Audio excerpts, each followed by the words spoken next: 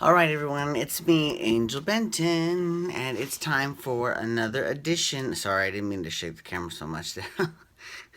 Can't imagine you watching like, oh my god, why am I getting seasick? Of edition, it's my another time. Let's start over. It is God, I can't even do it twice. Let's do it for the third time. It's time for another edition of Angel Sudsy Recap, where we delve into the world of daytime television with a few reality shows on the side. Now, one of those reality shows is Dancing with the Stars, which I lovingly refer to as Dancing for Relevancy. Now, so last week on Dancing for Relevancy, Chris Kattan got kicked off the show. You know, it's important to note too that I don't always agree with what the judges say. Right? The judges, they have their own opinion. For example, I thought Rashad wasn't last week. The first week he was outstanding, blew my mind, right?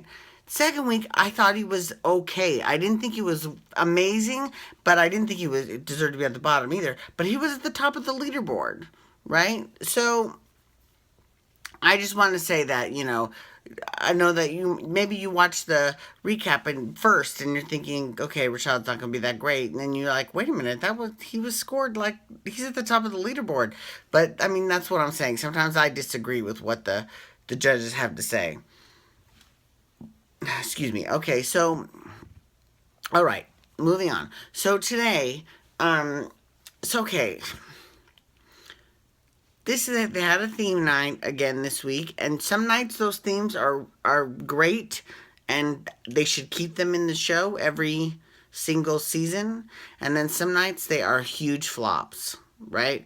Now this night was Vegas night, and you would think, as a resident of Las Vegas, that I would be thrilled about this, but they've kind of played fast and loose with the theme.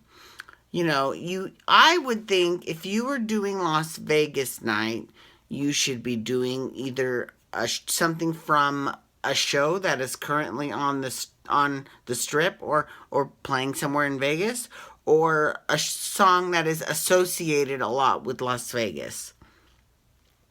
And sometimes they didn't. Sometimes people did, like, stuff around, like, okay, for example, Normani and Val. And you know what? I have to say, I actually, of my top four, well, before we get into that, let's start with my top four. Let's start with them, okay? First we'll do Heather and Max, or in this case, Heather and Alan, because Max still couldn't dance this week, but he hopes to be back next week. But, listen, Alan is great, and the more I see of Alan, the better. I love me some Alan Burston. I think he's fantastic. But Britney did great to Toxic. She was dancing to Britney Spears' Toxic, and that is in her show, Piece of Me at Planet Hollywood. That made sense. Loved it. Great. So, I enjoyed that. Especially because bitch nailed the tango. She got it. I mean, and the judges let her know she did great too. So, kudos to you. That was good job. Very, very good job. Excellent. Then there's my girl Erica Jane. She was scored a little harshly, firstly because there was a couple lifts in her routine, and I saw the routine, and I had it on DVR, and I rewound it, and they're right. Like, she did spend, like, the first two counts of 8 in a lift at the beginning of the number, and Carrie Ann was like, if it was just the beginning of the number, and then she came down from there, I would understand. But then Gleb lifts her again into a double fan kick. So, that she's got to be frustrated. I would be frustrated if my pro choreographed a route, and I know she's going to disagree. She's going to be like, I'm okay with that, blah, blah, blah, what my pro says go. But if I was a star, I would be kind of pissed if the reason why I got a low score was because of my pro choreographing it that way. I'd be a little bit pissed off. I'm not going to lie. I'd be a little salty. But there was also, and this got to made her kind of salty at herself, Bruno sort of, and everyone actually made comments about it, but Bruno kind of scored her on it, was her being a little bit unshaky on her heels. And that is, it's one thing to tell a woman that you can't walk in heels. Well, don't tell her she can't walk in heels. That you can't dance in heels. You would never say that to a drag queen because a drag queen will let you have it. But she hangs out with enough queens. So Mikey Minden, you get her, and maybe it was just because of the speed of the routine, because she said, the jive is very, because she had to do the jive, and it was an absinthe inspired jive.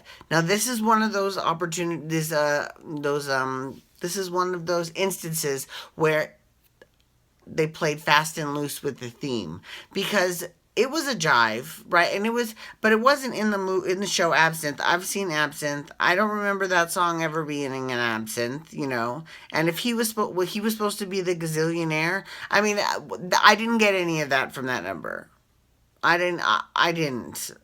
And I don't know if Gleb had to do Absinthe or what, but I would have done something completely different. I really would have. I didn't think it did Erica any favors, and I think that Gleb might not be used to someone as fierce as Erica, and so he needs to really step up his game quite a bit.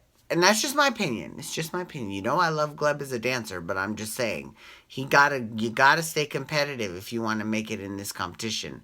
Okay, so Rashad. Here's the thing and this is both for both Rashad and Mr. T. Oh, and FYI, in case I don't get to it, Charo ended up going home. I'm telling you, it was from last week's dance.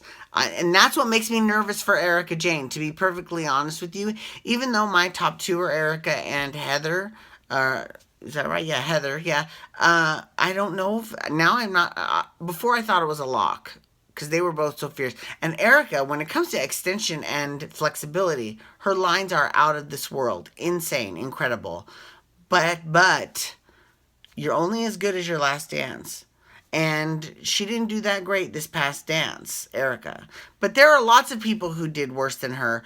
Nick and Peta, because they were on the bottom too, but they made it. Mr. T and Kim Herjavec, which Kim is my favorite pro of all time. Bonner and Sharna.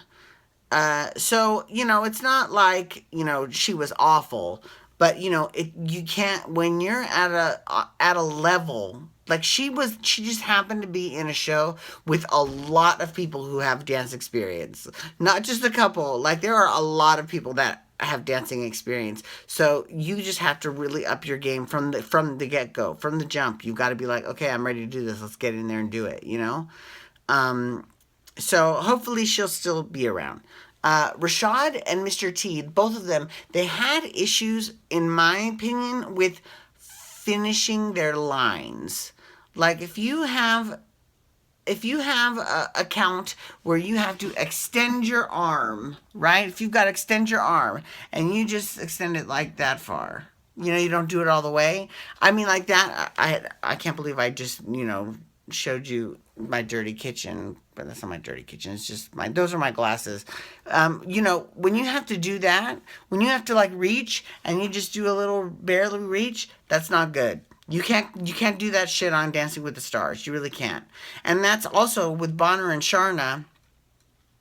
He had that issue too, except his was everything. And listen, he was in a horrible accident, so I understand. I'm not casting judges. I'm not casting stones on him at all, And it's not the first time that Sharna has worked with someone with challenges. She worked with that one soldier who had half his body missing, and she was able to work with him.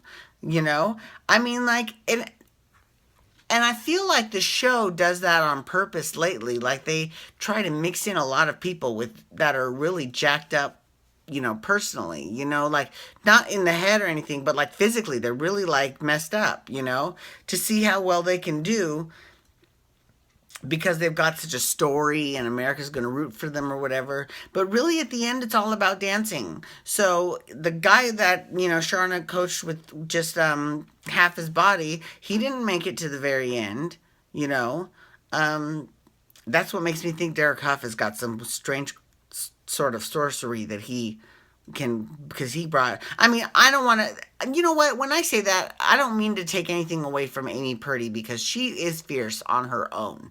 Like, I don't want to say that you're not your injury, but it is saying a lot for your partner that he was able to work with you. And that is it right there. That's it right there. He works with her. He knows what he can do. He knows how, just enough to push her to do a little bit more and do better, and to look fierce at the same time. Like, he knew he was so on, and he was very frustrated with himself and very down on himself at the time, but he knew exactly how to do that, and everyone else is sort of kind of feeling their way around that. So anyway, so that's the one thing one problem I had with Rashad. So I think actually, and Normani was incredible. I gotta give her props. She was awesome. So I would think the top four, in my mind, my top four are actually Normani, and it could be Rashad. It could either be Simone. I'm playing between the two of them. And then Heather and Eric as well. So we'll have to wait and see. But unfortunately, yes, Charo went home because she, you know,